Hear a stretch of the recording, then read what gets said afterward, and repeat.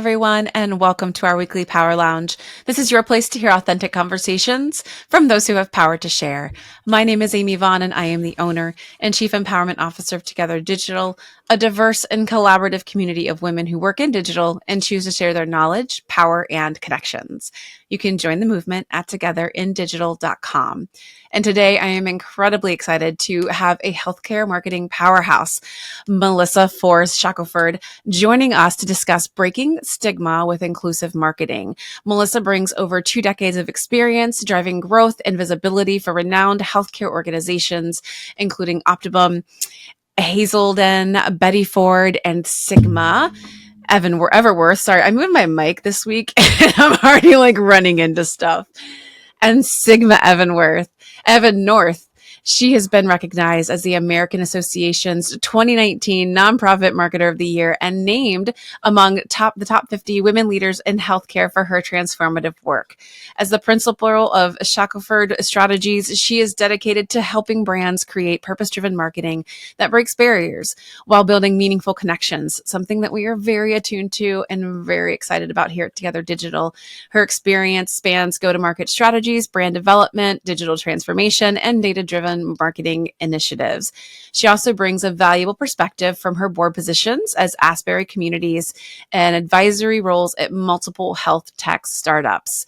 With experience that spans behavioral health, payer, provider, and healthcare technology, including international work and proficiency in Japanese. Gosh, Melissa, you just have all these amazing skills and abilities. You bring a truly comprehensive perspective to inclusive marketing strategies. She's also published a recent book. Check it out on Amazon. We will drop the link in the chat, live listeners. Harnessing Purpose, a marketer's guide to inspiring connection. I know our members will be excited and our listeners will be excited to check that out. Melissa, thank you so much for joining us today on the Power Lounge. We're thrilled to dive in to this very important conversation about creating more inclusive marketing strategies that can absolutely make a difference. Thank you for having me, Amy. I'm so excited that you and your followers are interested in this topic because it's a little bit sometimes not the sexiest part of working in digital, but I believe that everybody has a part to play. Yeah. And it might not be the sexy, but I would say it has to be some of the most fulfilling. I think some of the most memorable campaigns and work I've done were things that had purpose and value. And I think a lot of our members, when they talk about purpose, it doesn't always have to be work, but it is so great when you can bring purpose into the work. Isn't that's for me, that's when it all comes together, when you can find purpose and value and meaning in what you're doing every day. Yeah, absolutely. It's a good reason to get up for more than just that paycheck. So let's start with a little bit about your personal journey before we go into some of your amazing strategies you have to share. I'd love to hear more about your personal journey and what led you to focus on inclusive marketing and breaking stigma in healthcare specifically. So I've been a corporate marketing and growth person for many, many years. But about the last 17, 18, I came into healthcare and kind of all sides of healthcare, like you mentioned. Mm-hmm. But it was truly when I spent about 10 years at Hazelden Betty Ford, which is the nation's largest substance use disorder and mental health treatment organization, that I really dug into stigma in healthcare. And I really did because there I led marketing. And as I was, digging into the data like we do, I discovered our number one competitor was not another organization. It was families that knew they had a problem but did nothing. And so there's many, many reasons for that. Accessibility in healthcare, insurance, there's lots of different reasons, but one of the big factors was stigma. Yeah. So these are families, they realize that they have a problem with, themselves or a family member. And they choose to not get care because, what would the neighbors think? Right. Or, oh my goodness, I can't take time off of work because what if people at work found out? Mm-hmm. And when you think about all these other healthcare conditions, if someone has breast cancer, they're not saying, oh my God, what would the neighbors think? Oh my gosh, I can't take time off of work. It's these stigmatized conditions that people are feeling that kind of that sense of shame and fear and stigma, and that it's horrifying. And so for me, that's really when I really started to dig in to learn more about stigma in healthcare and see what I and what other people in my type of role could do about it. Because there's impact that we can have. Yeah. And this is what I love about these conversations is that while they might be like industry specific, it does reach a broader like group in the sense that, understanding stigma when it comes to purchasing decisions is huge. That's a massive unlock for any business that you're running or marketing for is really not just understanding it is. You're right. We go straight to competitive analysis and begin to understand what everybody else is doing without actually looking at the person we're trying to help, which is the consumer, and say, what is holding them back? What is the thing that is making them not make the thing, make this happen, make this purchase, make this, whatever it might be, fill out the form, complete the survey, whatever that might be. And so I think, with healthcare, I can definitely see how it's a struggle. But across the board in any industry, I could definitely see how looking at that stigma and identifying that for your consumer actually gives you an insight that maybe you didn't have before. Exactly. There's so much in so many kind of facets of our lives. There's stigma and shame and fear, but there's things we can do to help break that down. Yeah. And healthcare is just one actually that all of us can help make kind of progress in, because all of us are healthcare consumers. All of us have loved ones who need care too. So it's an area that I think all of us can have impact on just in our day-to-day life as well. Yeah. And so on that note, to dig into stigma more, obviously, is like, how would you, you defined stigma in the sense of like getting help and support. Were there other instances within marketing healthcare that you came across stigma? And then outside of that, even what are some of the more common stigmas that you've encountered that brands struggle to address effectively? So I kind of at a highest level in healthcare define stigma as really negative stereotypes, negative biases, negative perceptions. They're all kind of made up about individuals with certain healthcare conditions, and it leads to discrimination. It leads to unequal treatment. It leads to a lot of marginalization of different communities. And oftentimes in healthcare, it's things like I mentioned, substance use disorder, mental health, obesity. Yeah. It's HIV, it's diabetes. I mean, the list goes on and on for different conditions where people have these kind of, society has these negative stereotypes about people. And then people oftentimes internalize that stigma, and it's this cycle of shame and fear. And so people don't want people to find out that they have this condition. They don't want to ask for help. Yeah. And their fear may be justified because they may have had situations where they were treated with bias or prejudice. Oh my gosh. In the healthcare system. And my example I use a lot is, if your teenager needs braces, no big deal. You're going to ask everyone which orthodontist they used and about their experience. No big deal. If your kid has a substance use disorder or a mental health problem, you oftentimes are not going to talk to others because of that fear and that shame. And so you're probably not going to get the care that you really need. When I think about all those conditions, they're all healthcare conditions. Yes. And there's healthcare available for them. And oftentimes it's life-saving care that's available. Yes. Yeah, no, it's such a big uphill battle, I'm sure, for healthcare marketers. And I know that our listeners, even as patients themselves, are relating to, as you're like reading off that list of all of those things, they've sat in a physician's office, they've consumed and seen the marketing and advertising where they these gross generalized over generalized statements made about them. And it creates a different mindset going into any kind of engagement or, anything like that with another marketing or healthcare firm. So I think it's such a smart way to really look at it. It's understanding your consumer and those deep-seated concerns and fears and the things that they may not speak about so that you can maybe be that voice for them. So I'm kind of curious, in that real world impact kind of scenario, if you had any examples of either campaigns or initiatives that you worked on that helped to kind of break down those barriers. Like now we talked about barriers, we talked about stigma, like how then do we actually put it out into the real world?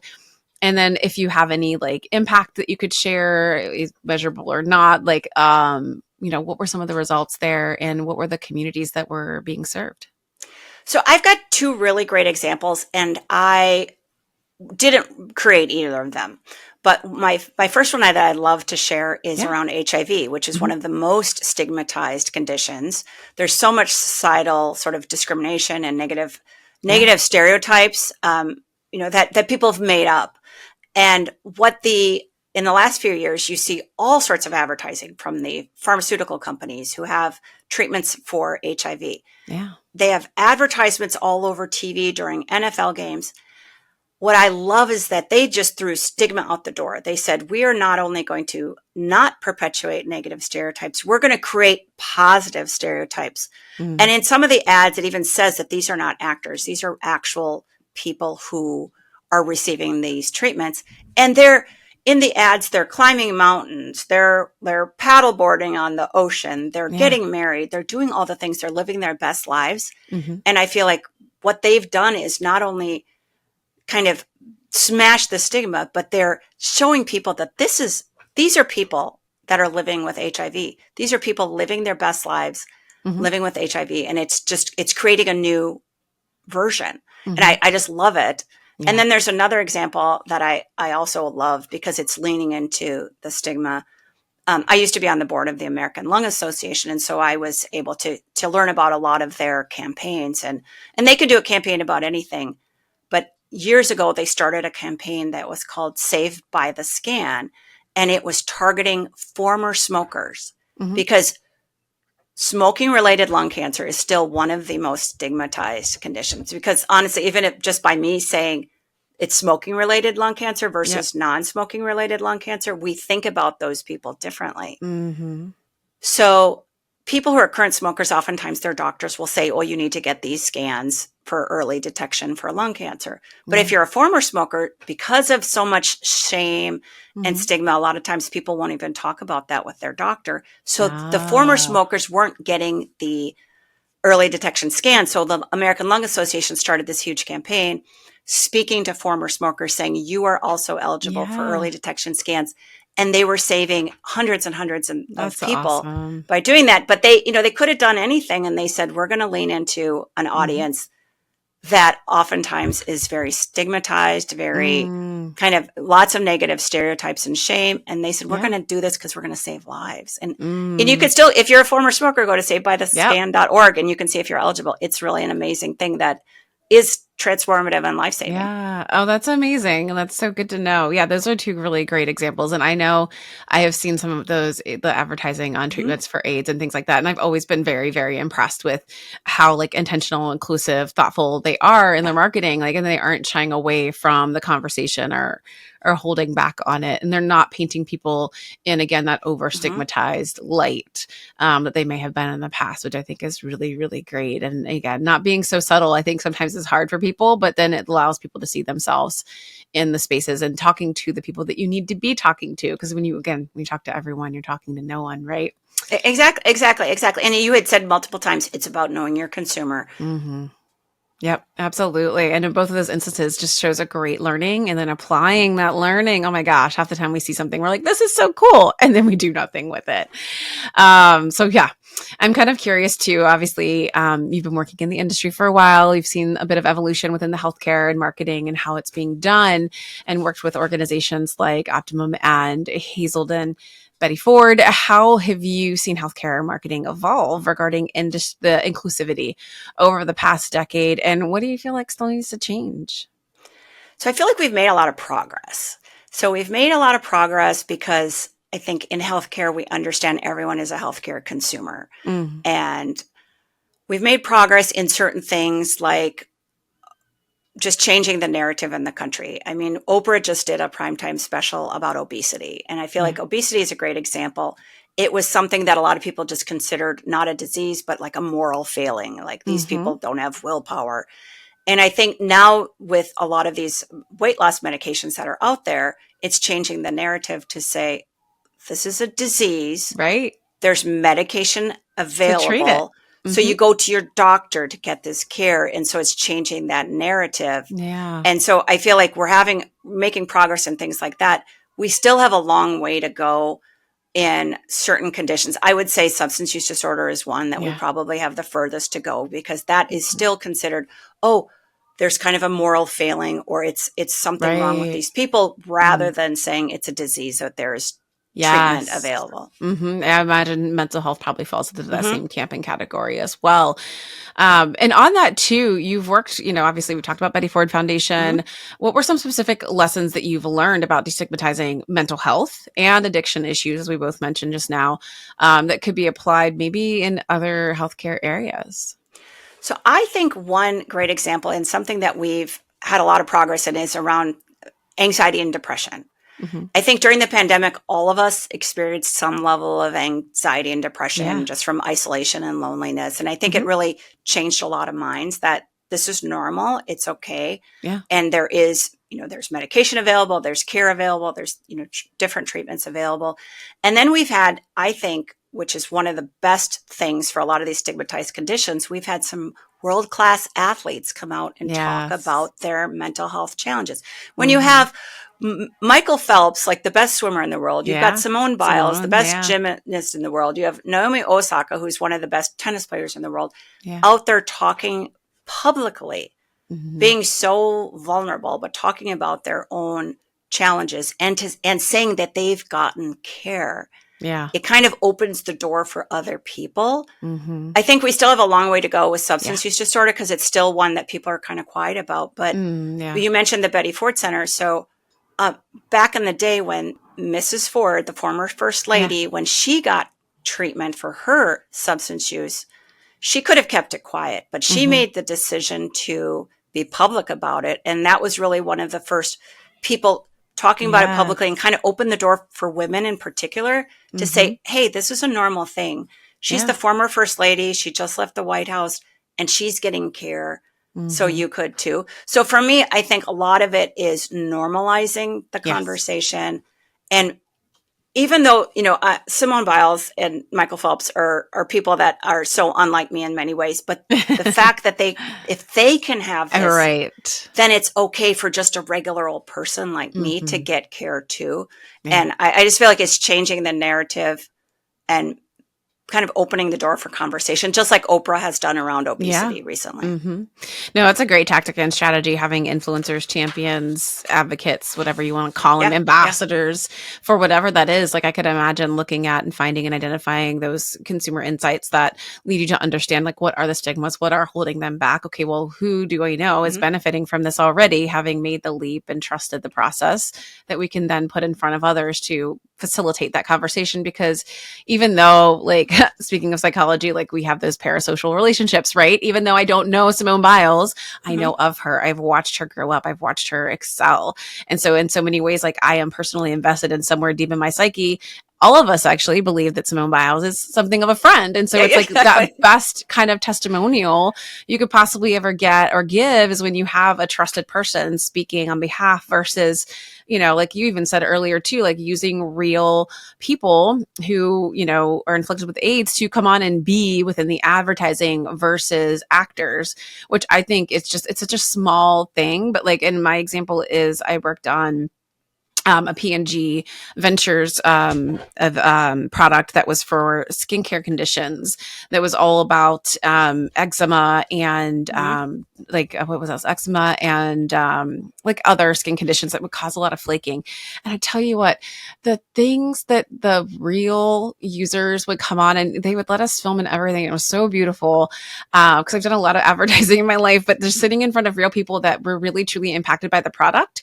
And like one woman said, like, I was never dating because it was so bad. Like my scalp would be flaking so bad that I would be afraid to like put my head on a guy's shoulder while we were out on a date. And it's just something like that you're like, now she can go out, she could be on her date and she can do something as simple as put her head on somebody's shoulder and not be freaking out about what's going to be left behind. Like, I don't know that your everyday average Joe marketer who has never been afflicted with something like this would ever have the insight or wherewithal to say, much more to hear it from the person. It's just, you couldn't even directed an actor to do it as well as she did. It was really cool to sit back and watch. That's just a testament to bringing those into the process that are from the different communities. And it's just like one of the things I do a lot of work around is accessibility and bringing in people who are living with different disabilities into the process. Yes. Or whether healthcare conditions, bringing them in. So you're not speaking for them, they're speaking for themselves.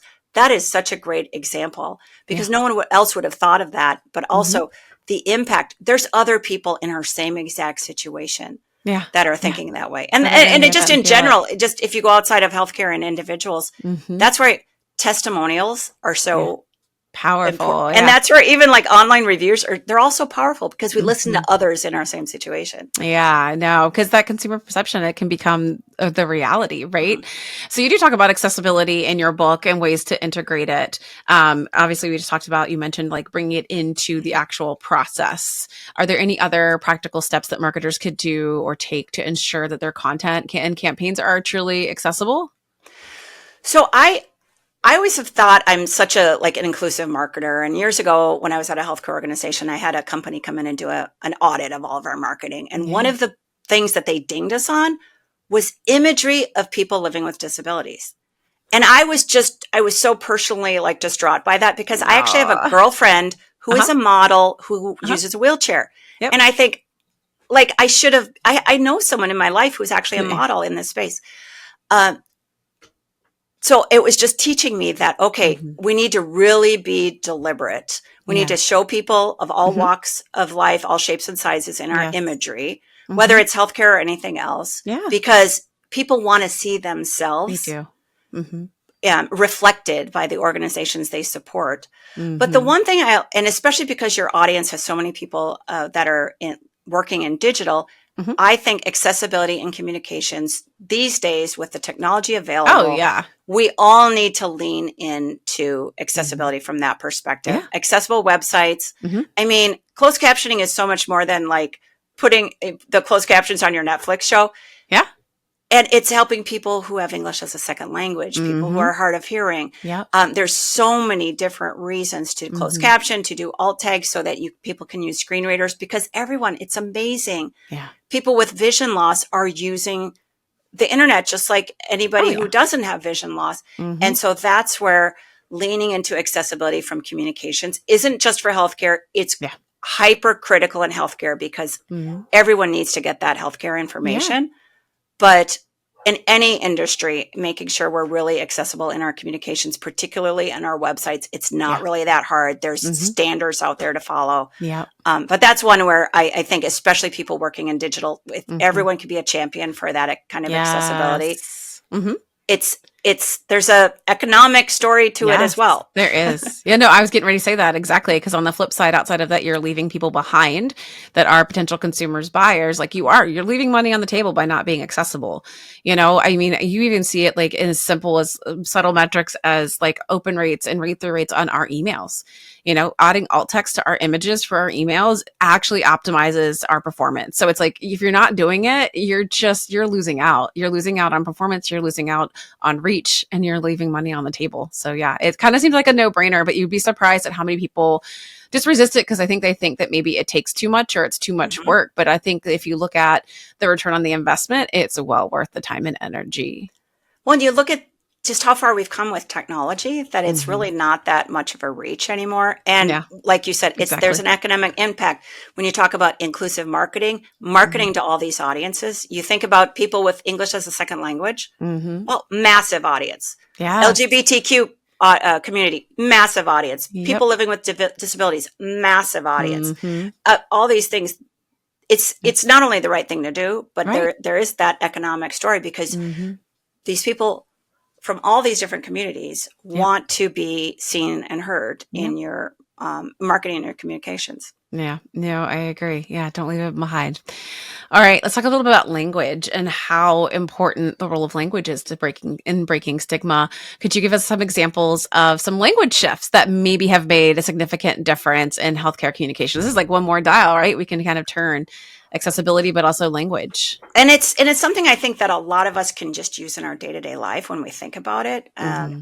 There's a lot of people suggest that we follow person-centered language. So I'm Hmm. not saying he's an alcoholic, he's an addict, he's a schizophrenic. Right. I'm saying he is someone with, we say, a substance use disorder is the Yep. preferred term for that, or they are someone with schizophrenia. So you remove the person from their Hmm. condition because you don't say he is cancer, you Right. say he has cancer. So it's just Hmm. removing the person from their condition Yeah. because they're more than their condition. But then Hmm. it's also taking out a lot of that judgmental language, like they are Yes. suffering from this illness, Oh. and saying instead saying they're living with. So Uh-huh. someone's uh, you don't want to kind of perpetuate the victimhood, Impose. Yeah. Yeah. exactly. And so it's sometimes it's a subtle shift, but it's taking that judgment out of Mm-hmm. it, so you're not kind of leading with shame. Yep. I just think substance use disorder is such a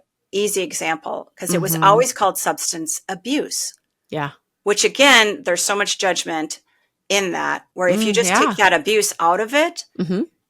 and you call it like a medical term, substance use disorder, which is the Yeah. preferred medical term. Oh, wow. Well, then it just removes a lot of that judgment.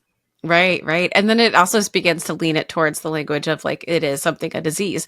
And I think it is so subtle, and that is the beauty of like the beauty of and the ugly side of language is it is so easy to just be flippant, but it's like once you start to learn what those nuanced things are, those subtle changes do make a big difference.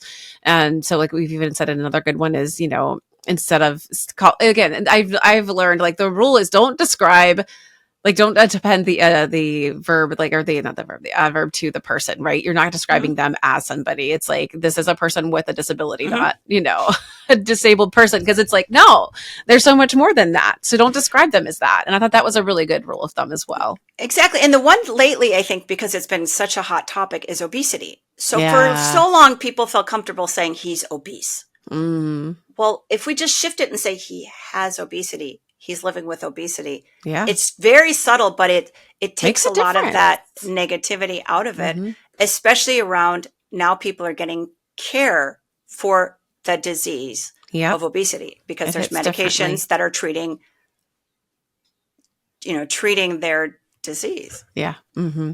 And again, like I said, I think it's just a good rule of thumb. Just don't Mhm. describe people as like you don't, like you said, he's not cancer. You wouldn't Oh, say yeah. it's cancer. And it's such a good rule of thumb to kind of remember too, I think, because we are obviously so much more than whatever we're living with. Yeah. Um, And beyond that, it's also important, I think, like if working directly with people, to ask them how they would prefer to be yes. described, because you'd be surprised, Uh-huh. oftentimes. And so that's where, like you said before, your example of bringing in the woman who didn't want to put her head on the shoulder, Mm-hmm. asking them, hearing from the different audiences themselves is Mm-hmm. super, for me, it's been super, super enlightening and important. And Yeah. you might think, well, this person over here prefers this term, but this person over here Oh prefers that. yeah. And so it's like remembering that, communities are not monoliths. Right. Yeah, exactly. What is that? The platinum rule or whatever they call it too. Don't treat others how you want to be treated. Treat them how they want to be treated. I Mm-hmm. love that idea too of asking them what their preferences are first. All right. So oftentimes, we're marketers and everything gets boiled down to KPIs. Mm-hmm. Could you recommend what are some ways in which we could look at measuring effectiveness of inclusive marketing strategies? Again, as we're kind of trying to advocate and rally for these efforts and opportunities, oftentimes we're going to be like, okay, well, how are we going to measure this? How can organizations know if they are genuinely making progress?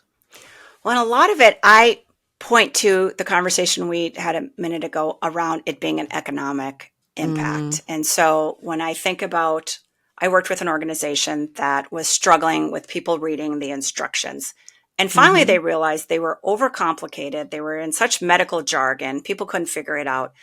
And there's so many people that either have low literacy mm-hmm. or have English as a second language that, oh, wow, let's make some changes. Let's do a lot of testing in the process. And we've got amazing UX testing tools these days, Yeah. but let's do all that shift. And they saw the response rate when they made those shifts skyrocket. Mm-hmm.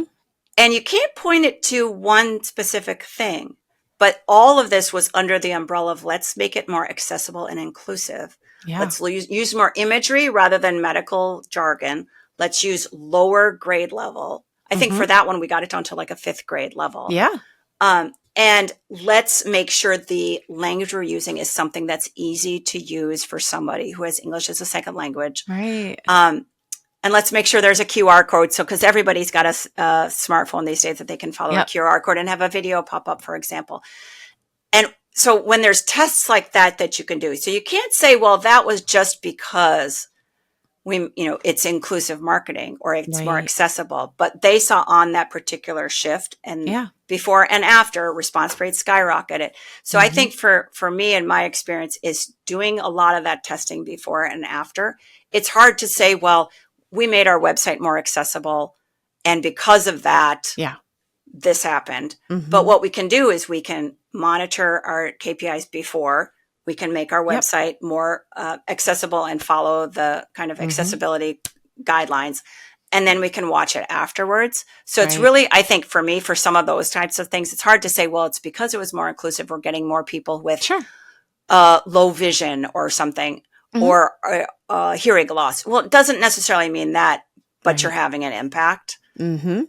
Yeah, you could definitely see a lift. I imagine if it's like more responses, more time on site, again, like you're right, depending upon the project and the initiative and what you're trying to shift, looking at your key performance indicators before and looking at them after to see if, by making things more inclusive, does this make things like more optimized? Are people clicking through more? Are they purchasing more? All of those things can be followed. It actually kind of reminded me, it's not exactly like inclusivity or accessibility or inclusivity, like kind of related, but it does talk about this whole, like, we have to just get out of our own way sometimes as marketers and as brands. And there was this one case study I was listening to on a podcast about how this furniture company was in Chicago selling to kind of like, young professionals getting their first apartment, mostly like customized sectionals. So like very much like in the right vein for their audience. And they had loads of people coming into the store on the floor, looking at things, filling out forms, talking about, putting together and designing their couch because they liked the idea that it was modular and you could design the outside, all this stuff. But then nobody was buying. They were spending all this time in the store and nobody was buying, and they couldn't figure out for the life of them why. Well, then they started talking to their customers and asking like, well, what help kept you from buying today? You're in Chicago. Most of these buildings, especially young professionals, I'm saying we, because I used to live in Chicago and was a young professional once upon a time, many years ago. And, we're living on third floor walk-ups, fourth floor walk-ups. And you've got a whole ass couch that you now have to get rid of. And you have to figure out how to get that other new couch up the stairs. All they did was start adding on delivery service to every purchase, and their sales soared. That's like a amazing. really good simple example of like what you were saying at the very beginning, which is really looking at understanding your audience, asking them what are the barriers for you. And that's not always just about the price. It's not always just about the positioning and the branding. Sometimes it's as simple as a functional issue. If I don't have a way I don't want to try to get a couch down 4 flights of stairs and up 4 flights of stairs. Simple as that. But it goes right to speaking to your customer and digging in with them. I mean, honestly, everything starts with market research, and everything starts with talking to your customer, no matter what industry you're at. But that's amazing that they did that, and that but it makes so much sense. But the fact that they never thought of it ahead of time also makes sense. Yeah, right. Exactly. Because it's like they're just thinking about the initial sale. They're not thinking about everything thereafter, which could be another thing worth looking into and digging into. Like, what about your one-time buyers? Why are they buying once? And if you're meant to be a recurring purchase, why aren't they coming back? There could be something you're missing out on in your product or service that keeps them from coming back again. Let's talk a little bit about executive buy-in. Because like I kind of alluded to it earlier with the last question about the measuring success. For marketers who are trying to champion more inclusive approaches within their organizations, sometimes it can be a little bit of a barrier once it gets so high up. What are some strategies that you have found effective for getting executive buy-in and support on these initiatives? I think it's what you mentioned before. It's the economic story. So beyond everything else, it's the right thing to do, and real kind of values-driven organizations understand that. Yep. But otherwise, it's really, there's an economic story, and 20% of the country is living with a disability, and they have their family members. And so that's exponential. So you think about that audience. When you think about, people who have English as a second language, or people who are native Spanish speakers, all of that, there's different audiences that you can quantify those people, and you can say, these are people we need to reach. I will use an example about Hazelden Betty Ford. When I was there at the time, in one particular state, Hazelden Betty Ford was one of the few substance use disorder treatment providers that could take in patients that were using wheelchairs. And we weren't using that to our advantage, because there's an audience out there that needs it. And so that's where we did actually testimonial, or like a podcast with a gentleman who was in a wheelchair. And that was part of the question. Why did you choose this organization? Yeah. He was struggling with other organizations that couldn't take him. Yep. And so, again, we need to make sure we lean into this because there's an economic story. Yep. It's the right thing to do as Yes. well. But there's an economic story because it's also at the time it was a differentiator to lean into that. So then obviously we had the testimonial of this gentleman that we used all the time because that was important. And you think about these different audiences offering things in Spanish. Well, goodness gracious. I mean, I could do the math, pretty easily to say how many more people are you going to reach when you do things in Spanish. So there's that economic sale to the leadership that this is not something that you're just making up. Right. This is something that, it's not just the warm fuzzies. And beyond that, there's actual kind of compliance for things like having an accessible website, in particular in healthcare. I mean, people get sued all the time for not having an accessible website because you need to have things available to everyone. So there's that layer as well that, when you want to do the kind of the carrot and the stick, beyond it all just being the right thing to do. And I could definitely see how doing the research and bringing the numbers of those audiences that are maybe not being served, that's market share. Oh my gosh, come on, y'all. You don't want this market share. You don't want the dollars of those people that, go to a different website and see, like you said, like, I can't even get into the building. So why would I go there? But if you actually talk about and share the accessibility of your business or what you do, like you said, I think that's another big point too. We kind of just skimmed over, but differentiator.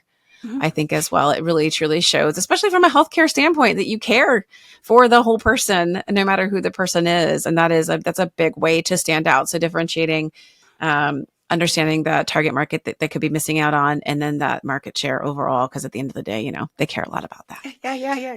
Exactly. Got to speak it in their terms. It's not just the warm fuzzies here. We're actually serving more people, which means more money for you all at the end of the day. So I don't know why it's even a discussion, but yet it still is, as we all know.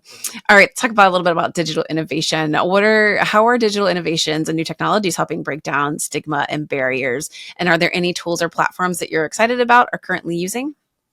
So I think some of the best things that's happened in the last few years is the really what we talked about, accessibility on websites. And for so many different reasons. Obviously, everybody wants to optimize their website for Google and all of that. Sure. But optimizing it for every audience is critical. And I feel like we've come so far where oftentimes people like version 1 of your website is going to come that it's meeting some accessibility guidelines. And so for me, that's been one of the best things that we've done. And again, if I could say anything to your audience, please become champions for accessible websites because it's really not that hard. The other thing is I kind of mentioned a little bit before is all of the amazing UX testing tools that we've got today. I mean, years ago, it was so tough and took so much money and time and effort to really get your voice of the customer. These days, you can, like, at the drop of a hat, get people to look at your different communications, your websites, your apps, everything, and get that instant feedback.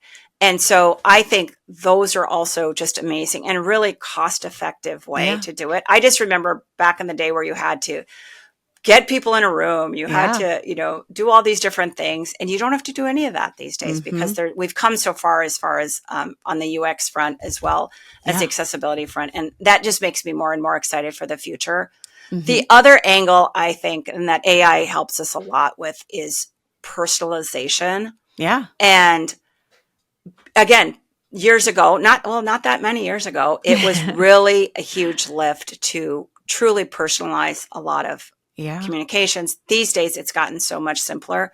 And in healthcare in particular, when I think about healthcare marketing, the more personalized, if it feels like this is just for me, that's going to help me to take action. And versus if it's something that's mass marketed and it's talking about some condition I don't have, or it's talking about, Medicare, which I'm not on, or things like that. And so these days, it's just like AI has helped us leapfrog so far into the future with everything we can do around personalization. Agree. Yeah. And that's again, not just for healthcare, that's for everybody. Everybody. Well, and then automation too, right? Making all of that easier and being more intentional and thoughtful about how you're optimizing and how you're personalizing. Because at the end of the day, it's all building trust, right? Yeah. Consumer trust. And you need paramount amount of trust for anything, I think, healthcare related, oftentimes for people, especially those who are in more marginalized situations, that maybe don't have a reason to trust healthcare companies, which is a lot of folks. And so like, how do you make sure that they, like you said, they feel seen, heard, valued? And that's not going to be by sending them blanketed statements that are clearly not speaking to them or that are not clearly for them. It's breaking that trust rather than building it back up. Well, and that's even that speaks to kind of the balance between AI and authenticity, because when you lean too hard into AI and it doesn't feel authentic, that doesn't help you build trust. No. So that there's a balance between, we get all this efficiency from the AI, or we really want to be authentic in speaking to our consumer. Yeah. If you think building trust is the most important, then it helps you to balance the two versus just saying, we're going to be efficient. We're just going to knock this out with AI. That works in some situations. I don't think it really works when you really need to build trust and make sure you're really communicating in an authentic manner. Yeah, you've got to keep that human in the loop for sure. And I do feel like and we're just going to have to sit back and kind of eat the popcorn and watch as like some companies do. They fall into that trap of, overuse of automation and AI. Somebody recently shared that I went to South by Southwest with, said that like her favorite quote from the whole week was like, AI won't replace marketers. It'll just reveal the bad ones. Yes, I've seen so many fails around kind of AI fails, and it's shocking sometimes the organizations that they're coming from, or you're just saying, oh Surprised. my gosh, like I'm so shocked that they let this filter through, but it's a volume thing. It's an efficiency thing, and they're just not doing it. But it's those fails, and we're all going to have them. Yeah. They're teaching us all what to do differently. We're going to learn, whether it's from our mistakes or somebody else's. Hopefully it's somebody else's. All right. Let's talk a little bit about meaningful connections, because your book focuses on inspiring connections. I wondered if you could elaborate on the relationship between inclusive marketing and building deeper, more authentic connections with the audience, which is just a great segue from your last comment. Yeah. I really think that purpose-driven marketing is really about creating authentic, meaningful connection. And it's more than just selling products. It's really making that kind of relationship with your customer, standing for something bigger, being known for what your organization values. And when I think about authentic marketing and I think about inclusive marketing, it's the same sort of thing. These are audiences that want to be seen and heard. And when you're saying, I value you, and you're speaking to them in an authentic manner, and you're being really clear about what your organization stands for, what you value, it creates more than like a customer relationship. It creates really brand loyalty, because when someone's seen and feels heard by you, and they understand that your values align with theirs, they're going to be a customer for life. And that's really what we all want. I mean, you mentioned it earlier in our conversation. We want to make sure that this is a lifetime customer. And how do you do that? Because there's some organizations I'm always going to go to. There's some restaurants I'm always going to go to. There's some that I will go to once or twice, but never go back. So it's really, how do I create that real meaningful connection by standing by my values and kind of being having an organization that is focused on doing something more meaningful than just selling products. Yeah. Well, and at the end of the day, too, it reminds me of, we had a podcast guest on here, Nancy Harhut. It's been forever now. I feel like it's probably sometime last year, wrote the book on using behavioral science for marketing. It's a great read if you haven't checked it out, to you and all of our listeners. And she really talks about how every purchase, it doesn't matter what it is, how big or how small, there is an emotional component to it. We are emotional beings by nature. So everything we do has some sort of emotion behind it. And emotion can either drive or detract from any kind of purchase. And, and again, like you just said there, like, you go to a restaurant and you receive amazing service and you feel so special and you feel seen and taken care of. Doesn't matter how crazy, elaborate, fancy, or anything. It doesn't matter about the meal. The thing you came and you paid for and consumed, the food itself might have been so-so, but if the experience and the way you were treated was amazing, you'll likely come back. Yes, and so agreed. I think, no, go ahead. I totally agree. Totally agree with you on that. Yeah. And then I will say too, again, just like looking at the world today, like values alignment. I'm so glad you brought that up. Values alignment is huge right now, whether marketers want to fully lean into it, acknowledge it, or see it for what it is or not. But people are making purchase decisions, not just in the emotional moment of like how they are feeling personally. It's like that emotions of like, okay, I want to buy from people that I know are doing good things in the world, or I want to buy from people who are doing whatever. You want to see and feel that values alignment. And I think consumers more than ever, especially this younger generation, when you look at our Gen Z market data, that's where they're at. So it's like, if you're not speaking about it, then you're not speaking to anybody. So you might be suffering from that lack of values expression and values alignment as well. So I'm so glad you brought that up. Exactly. And it's not just the younger generation. I think it's everyone. When we think about it, everyone wants to make sure there's values alignment. The younger generation is just really talking about it. They are. and even frankly, in a B2B world, people think, well, it's a B2B sale. No. It's still a human being making that decision. Exactly. It's still relationships, and still making sure you have a meaningful connection is what's going to make them a loyal customer for life. Yeah. Exactly. And that loyalty, man, pays for itself if you can make it happen. Exactly. It does. So do what you can. All right, let's get to a couple of our rapid fire questions, or not so rapid fire questions. We've got time, which is great. So I am curious, what is one inclusive marketing practice every brand should implement tomorrow? I might guess what it is, but you go ahead and tell me what you think. Well, I'm going to say, especially for your audience, it's an accessible website and accessible communications. It's really not hard, but that's the one thing I ask everybody who's kind of working in digital. Be a champion for that. It's not hard. Makes such a difference. And it really should just be table stakes for all of us these days. And we're not quite there, but we're getting there. And so that's the one I would just say, like, champion that. And it's for so many different reasons. Like, I think I love closed captioning, and I'm not hard of hearing. Right. But I've also lived in other countries where I need to have the closed captioning to understand the language. And I understand how people who have English as a second language are using that. So it's really about, how do you cast the widest net and make it available to everybody. Big impact. And I mean, most of the things that you would do to make a site accessible, it's kind of like a set it and forget it. And then anything else outside of that, it's just a matter of working it into the process and workflow. And it just kind of happens. It's like you're saying, it sucks to say it, but it isn't hard. But the impact is so great and very beneficial. Name a brand that you think is setting the gold standard for inclusive marketing right now. So I might say two, but one I just think it's just such an obvious choice is Fenty Beauty and Fenty clothing line, because Fenty Beauty, so it's Rihanna's makeup line, and she has more colors available from foundation than anybody else. So she doesn't actually have to write it out and say, hey, we're for everyone.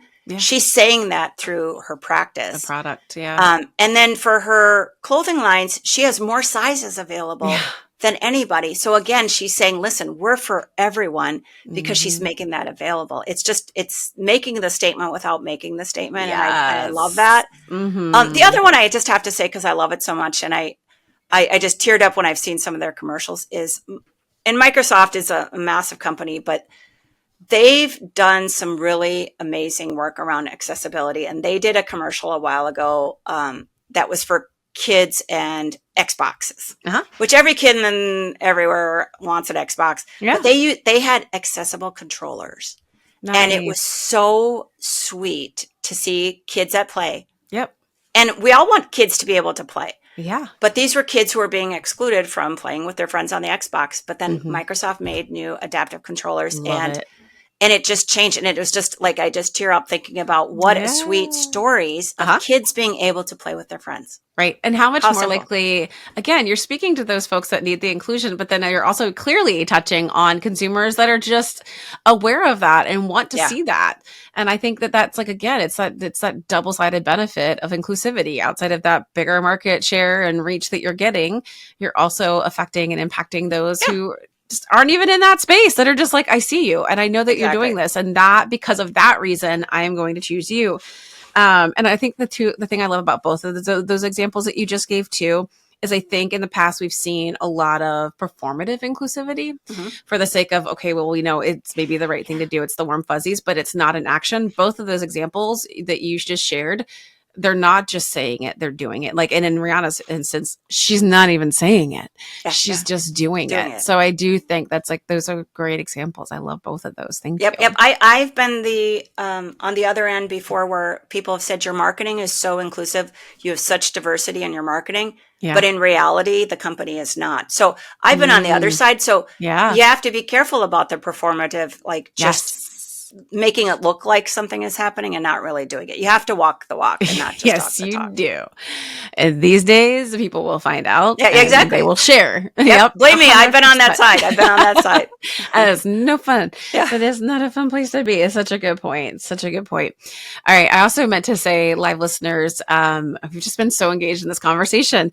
I know you're here, but I also want to remind you, please drop your questions in the chat if you have them as well, because I want to make sure that you all get to ask what you would like to ask, if there's anything specific you wanted to ask Melissa. And then I'm going to go ahead and drop in the Amazon book link so you can check out that. And then I'm also going to drop in her LinkedIn so that you all can connect with her if you'd like as well. Yep. I love to connect with people, and I love to have conversations around all these topics like we're having today, Amy.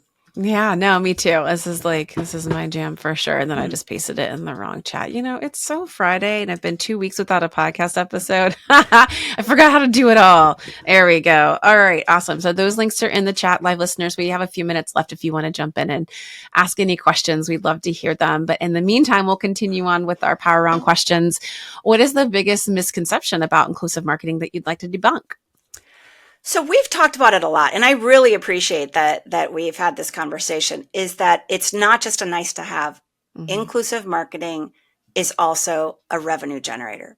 Yeah. And that's the part where I sometimes it's shocking to me how organizations push back, where it's, why would you push back when I'm trying to reach older adults? Why would you push back when I'm trying to reach Gen Z? Why would you push back when I'm trying to reach non-native English speakers? Of course, I should be reaching all these audiences. And it's these days with technology, it's not that hard to reach them, but I need to prioritize them. But it is really should be under the category of revenue rather than expense. Yes. Oh, I like it. Preach. That should be like a nice big billboard. Inclusivity equals revenue. I love it. All right. If you could change one thing about how healthcare marketing is marketed, healthcare is marketed globally, what would it be? Well, I think I've mentioned it earlier, but for me, it's remembering that everyone is a healthcare consumer. Yes. So you're a healthcare consumer, your family are healthcare consumers, your neighbors are, your friend from high school, everyone is a healthcare consumer. And when we look at it with that lens, I think we approach things differently, because this is something for everyone, and everyone deserves to be able to get the care that they need, and often life-saving care. And like we talked about, sometimes when there's too much stigma in society or fear and shame, people aren't getting that care. Or if people just don't think that you're an organization that will welcome them, then they're not going to get that care. And we have so much available today that we should make sure we keep that top of mind. Everyone is a healthcare consumer. Absolutely, which is one of the few instances where you can say that, right? Sometimes you'll ask clients, well, who are your target markets? Who are you talking to? They're like, oh, we're for everyone. You're just like flipping the table. But in this case, and in this instance, absolutely, you are talking to every individual, because every person is going to need it at some point. When I was working with substance use disorder, again, it doesn't discriminate. And so you could say it's anyone. So that's a difficult one when you think about how do you reach that audience, because anyone could be touched. And in fact, with the number of people who are touched by substance use disorder, I mean, everyone knows someone. If it's your sister, brother, cousin, neighbor down the street, your friend from high school, everyone has someone. And so when you think about that, a lot of these healthcare conditions don't discriminate. Yep. No, absolutely. I agree. All right, Melissa, thank you so much. That's all the questions we have for you today. And it looks like we've got the listening audience is just listening intently. So we're so happy that you came to join us today to share these incredible insights with our Power Lounge audience. Your strategies for breaking through stigma and inclusive marketing are not just timely, but absolutely essential for brands that want to create a meaningful impact in today's world. And for healthcare marketers, I mean, you're technically saving lives. It's so funny. Oftentimes in advertising, we're like, we're not saving lives here, but you all doing inclusive marketing doing in these ways with these strategies that you've shared with us today literally are helping save lives. So listeners, we're so excited. If you get the chance to check us out on YouTube, we've got our YouTube channel. We also have our podcast streaming anywhere and everywhere you can stream podcasts. If you have found value in today's conversation, I encourage you to check out Melissa's book, Harnessing Purpose, A Marketer's Guide to Inspiring Connection. We've dropped that link in the chat for our live listeners. We'll include it in the show notes as well. You can get that on Amazon to read. And if you're not yet a member of Together Digital, I invite you to join our diverse and collaborative community of amazing women who are helping each other in all things digital and life, because they are amazing and they make every day better, even when things are hard. So that's all for this week. Melissa, thank you again for joining us. It was an absolute pleasure. Love these kinds of conversations. Thank you for doing what you're doing. Thank you, Amy. This was amazing. What a great conversation. Made my day. I'm so glad. All right, everybody. Until then, we'll see you next Friday. We'll be back again next Friday. Yay, because we're back on our normal schedule. So we'll see you then. Until then, keep asking, keep giving, and keep growing. Bye.